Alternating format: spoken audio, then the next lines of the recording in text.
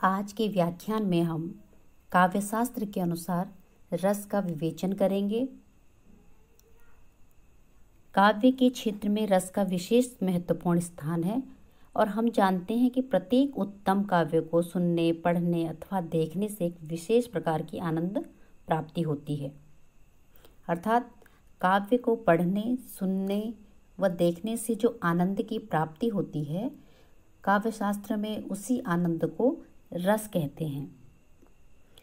इस प्रक्रिया के विभिन्न अंग होते हैं और इनको रस के अंग कहा जाता है। विभिन्न विद्वानों ने रस के 4 अंग माने हैं।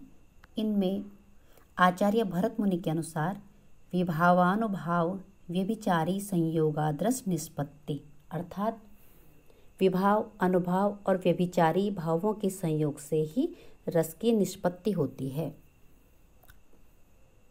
रस के अंग, रस के मुख्यतः 4 अंग माने गए हैं: स्थायी भाव, विभाव, अनुभाव एवं संचारी भाव।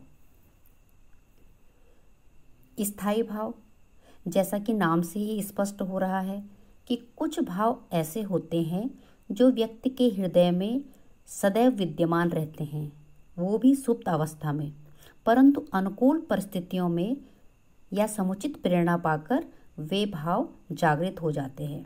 वे स्थायी भाव कहलाते हैं। स्थायी भाव के अंतर्गत या जो रस होते हैं वो 9 प्रकार के होते हैं।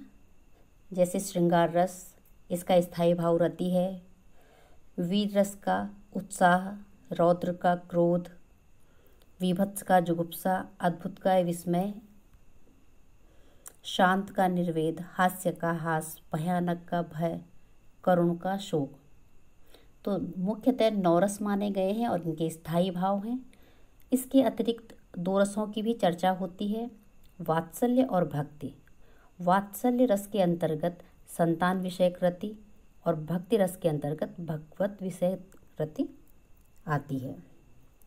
विभाव अर्थात कारण, जिन कारणों से व्यक्ति के हृदय में स्थायी भाव उत्पन्न होते हैं, अर्थात रस का यह दूसरा अंग है और जो बाहरी कारण व्यक्ति के हृदय में सुषुप्त अवस्था में विद्यमान स्थायी भाव को जागृत करते हैं। अर्थात जो स्थायी भाव सोए हुए हैं और कुछ ऐसे बाहरी कारण जो उनको जागृत करते हैं, वे ही विभाव कहलाते हैं।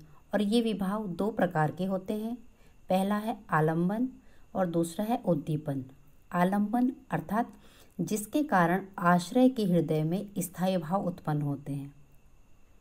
अर्थात आलंबन विभाव उस बाहरी कारण को कहते हैं जिसके प्रभाव से व्यक्ति के हृदय में स्थायी भाव जागृत होता है, उसे आलंबन कहते हैं। उदाहरण के लिए, प्रेमिका को देखकर रति स्थायी भाव जागृत होता है, तो प्रेमिका यहाँ पर आलंबन विभाव है। उद्दीपन, आलंबन की चेष्टाएं व बाहरी वातावरण उद्दीपन के अंतर्गत आता है। जिस कारण के प्रभाव से व्यक्ति के हृदय में जागृत स्थायी भाव उद्दीप्त या उत्तेजित होते हैं, उन्हें उद्दीपन विभाव कहते हैं। उदाहरण के लिए, प्रेमिका का मधुर गीत गुनगुनाना अथवा नाचना उद्दीपन विभाव कहलाएगा। अनुभाव, अनुभावो भाव बोधक, अर्थात भाव का बोध कराने वाले कारण ही अनुभाव कहलाते हैं। और ये 4 प्रकार के होते हैं: कायिक, वाचिक, आहार्य और सात्विक।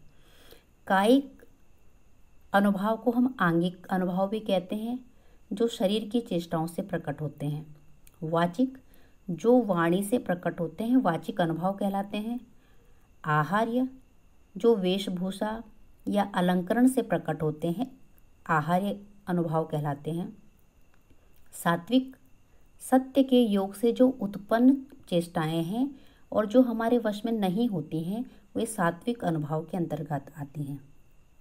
तो इस प्रकार आश्रय की चेष्टाएं अनुभव के अंतर्गत आती हैं, जबकि आलंबन की चेष्टाएं उद्दीपन के अंतर्गत आती हैं। संचारी भाव, स्थायी भाव को पुष्ट करने वाले भाव संचारी भाव कहलाते हैं। अर्थात ये रस का 4था अंग है और इसे व्यभिचारी भाव भी कहा जाता है। संचारी भाव में वे भाव आते हैं जो कुछ समय के लिए आते हैं और संबंधित स्थायी भाव को सहयोग प्रदान करके या उनको पुष्ट बना के चले जाते हैं। अर्थात ये भाव आते हैं और जाते हैं, इसलिए इन्हें संचारी भाव कहते हैं। इनकी संख्या 33 मानी गई है। इनमें से कुछ के उदाहरण हैं, जैसे चिंता, ग्लानि, निर्वेद इत्यादि। इस प्रकार आज के व्याख्यान में हमने रस विवेचन के अंतर्गत रस के अंगों को समझने का प्रयास किया, जिनमें स्थायी भाव, विभाव, अनुभाव एवं संचारी भाव को हमने समझा।